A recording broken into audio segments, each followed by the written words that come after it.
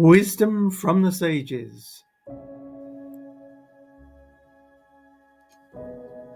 Our sixth Sedra highlights this week: what is a sacrifice?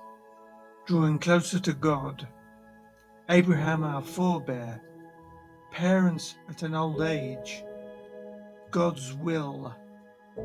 Who was a sacrifice?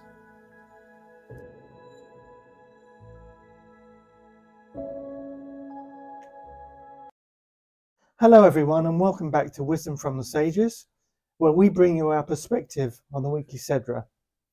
Now, in last week's video, Reb Shlomo spoke about Lech Lecha, and what have we got to look forward to this week? Well, this week is Parshas Vayeira. Last week we were looking about challenges in life. This week we're going to talk about making a sacrifice. There's something different about you this week. Looks like you've got your glasses on. Yes. Well spotted, Mark. Obviously the observant Jew. Yes, I've put my glasses on. Some say it's what we might call the distinguished look. In my case, it's definitely the extinguished look. And I can hear a lot better with them on. So there you go. That may become a regular thing. Fantastic. But I hope it doesn't put anybody off. No, you look very handsome. I'm the one with the glasses. It sounds like you need them. But put that aside. Let's get down to what we're here for. So yeah, as I said, we're going to start by looking at what is a sacrifice. Now, we all use the phrase in colloquial English, I really wanted to go and see my friends at the pub last night, but instead I made a sacrifice and I took my wife to see her mother. Now, that would obviously be a sacrifice, not intended to offend anybody, but that's sort of an example of how we use the word and we bring it into our day-to-day talk. I want to look at it in a rather more profound and deeper meaning as to what is a sacrifice. So let's analyze the component parts of what it is. First of all, it must involve giving something of oneself. Then it must be for a specific or even special purpose.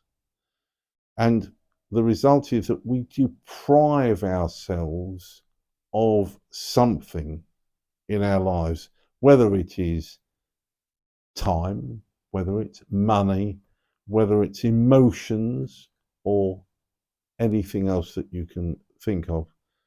And it must have an intention to fulfill behind it. That's what a sacrifice is all about. Now, in Hebrew, as I'm sure you will recall, Mark, we use the word korban. That is what a sacrifice is. Like a korban Pesach. Exactly. There you are. Thank you very much. Perfect. Yes. Written Kuf Reish Beis Nun. What's that about? Well, the root of the word korban is a drawing closer. And the idea of the sacrifice is that we use it to draw closer to God. So if we go back, for example, to the times when we had the Beis HaMikdash, the temple in Jerusalem, and please God, it should be rebuilt speedily in our days. So anybody could offer a kosher animal as a korban, as a sacrifice. And there were varying degrees of sacrifice. There was a sin offering, a guilt offering, and all sorts of things which you can find written in the Torah for their source. But it wasn't just the case that someone came along, presented the sacrifice, and the priests did what they did. It was rather that the sacrifice was a medium of connecting with and drawing closer to God. That's what it was all about. And we're going to look at this week's Sedra. We're going to look at what happened in Vayeira with Avraham, our forebear. So let's look at chapter 21 first of all. Chapter 21 tells us something very interesting. It tells us that Abraham and Sarah became parents. Now, that in itself is no big deal, except that you have to realize that, first of all, she was 90, well past normal ladies' childbearing age, and he was 100. Now, this was one of the miracles performed by Hashem. But let's look at it from their point of view. There they were, if I can put it this way, an elderly couple, and suddenly they become parents. Can we begin to imagine the exuberance, the excitement, the enthusiasm of it all? I mean, when you have parents for the first time in their 20s and 30s, okay, it's no big surprise. It's not a gynecological astonishment. But this happening now is so unusual. And therefore, we can only begin to imagine how thrilled they were at the birth of their son, Yitzchak. All sounds rosy in the garden until we get to chapter 22. And I'm sorry to say, folks, there's some bad news coming, so be prepared. Have your tissues ready. As I think we mentioned last week, Abraham was given 10 tests by Hashem to see if he was worthy to be the father of the Jewish people. And the test that's coming up now is the very final, the last test, and perhaps the greatest test. What happened? Well, God asked Abraham to take his son, Yitzchak, the son of his old age, and offer him as a sacrifice. Now, before we get into the details, Mark, I want to ask you as a, what shall we say, an ordinary member of the Jewish public, if that's not offensive. You've read this story year in, year out over time. You know the account that we read. Yeah. Have you ever given any thought to how old Isaac was at the time of this event? How old Yitzchak was? Wow, that's a very, very interesting question. And to be honest, no, I haven't. Okay, well, I'm going to save the answer for a little bit later because it's probably going to come as a surprise.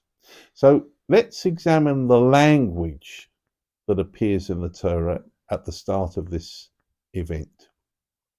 God says to Abraham, Kach no es bincho es yichidcho asher ohavta es Yitzchak.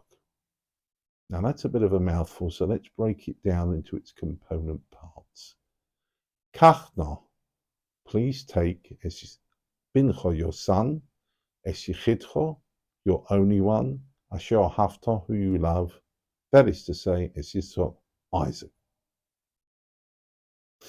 The first two words, kachna, in that posuk, in that sentence, have an unusual quality. Because the word no could be said to be a superfluity. The no really means please. Kachna, please take your son.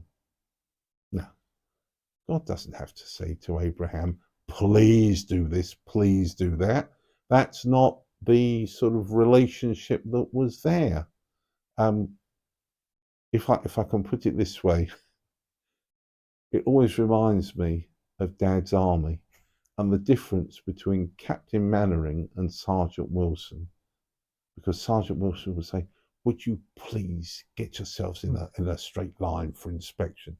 And this sounds a little bit like that. I hope nobody's offended by that little comment. But please take. And Rashi comes along, our superlative commentator, and says like this. This whole string of words was there to help Avraham understand and to avoid any confusion where it could be said later on, well, he reacted, but he hadn't really thought about it. Es bincha, your son. And Abraham replied to God, yes, but I've got two sons, Ishmael and Yitzhak. Es yichidcha, your only one. Yes, said Abraham, but each is an only son to his mother. Asher hafta, who you love. Well, says Abraham, I love both of them. All right, says God, I'll put it simply, es Yitzhak. Gently introducing the subject. Again, something that we can learn in the way that we talk to other people. Not bashing in, kach es Yitzhak. No, let's bring it in a calm, orderly fashion, a gentle way, but get the message across. Very important. And how does Avram react? He's waited all these years for a son, and he's told to take him and sacrifice him. Verse 3 tells us, Vayokom Avraham baboker. Abraham got up the next morning, and he saddled his ass. Now, you might say to me, Mark, okay, well, what's the big deal here? He saddled his ass. He wasn't going to do the journey on foot. There's more to it. We know that Abraham was a significantly wealthy man. He owned herds and flocks. He had silver and all this sort of thing. He was, as they say, not short of a pound. Now, you're not going to tell me that he has to go out and saddle his own ass. He's got servants to do all that. Why does it tell us this? It shows us that even in the adversity of what he was asked to do, he shows his faith and his enthusiasm to follow God's will. Because with, if I can put it this way, Hashem and Avraham, it wasn't like that. As far as Avraham was concerned, it was only Hashem. Avraham was the player who did what he was asked. Again, a big journey, a big lesson for us. And we're now going to come on to the journey where I stumbled. So off they go. You fell off your ass. Absolutely, thank you. They go off on a 3-day journey. Again, does that tell us something? Well, it does, because Abraham had plenty of time to think about what was going on, to turn it over in his mind and think, well, maybe this isn't such a great idea after all. Perhaps I won't go through with this one. Maybe it's a test too far. Let's turn round and go home. No indication of that at all. He is completely subservient to God's will. But where was Yitzhak in all of this? This is the question. What was Isaac's situation? And now I'm going to come back to the question I asked you. How old was he at the time? Now here's your little revelation for the week. I hope you're all listening carefully because it involves some maths.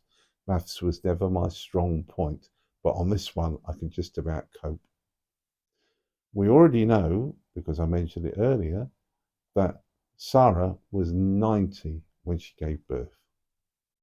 Immediately after the event of the Akedah, in next week's Sedra, and here's the preview of High Sarah, it tells us that she died aged 127. And if you take 90 from 127, you get... You better tell me, because my maths was also not great. Okay. Well, I'm sure somebody watching has worked this one out. You get 37. And Yitzhak was 37 at the time of this event.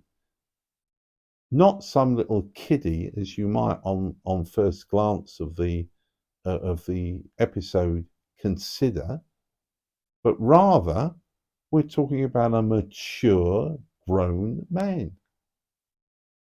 And does he say, oh, what's going on here? Where are we going? What's it about? Why am I involved? Nothing. He's learnt from his father's example. Mm. But we come to a very interesting point. No words in the Torah are there unless they're there for a reason.